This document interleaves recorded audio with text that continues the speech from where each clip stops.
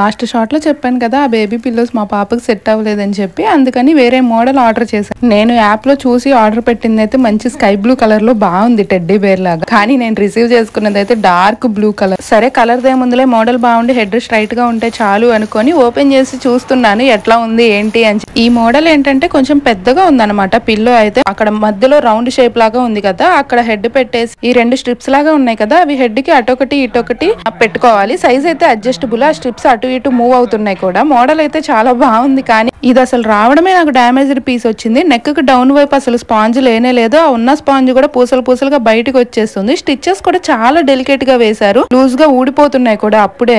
దీని కలర్ అయితే మా అమ్మకి అసలే నచ్చలేదు. నా కూతురు అయితే మళ్ళీ ఏదో కొత్త ప్రయోగం చేస్తున్నావు అన్నట్టుగా చూస్తుంది నా వైపు జాలిగా. సరేలే ఒకసారి హెడ్ కింద పెట్టి చూద్దామని చెప్పి పెట్టాము. పడుకున్నప్పుడైతే కాస్త కుస్త ఉంచుకుంది, కానీ మెలకుగున్నప్పుడైతే అసలే ఉంచుకోవట్లేదు.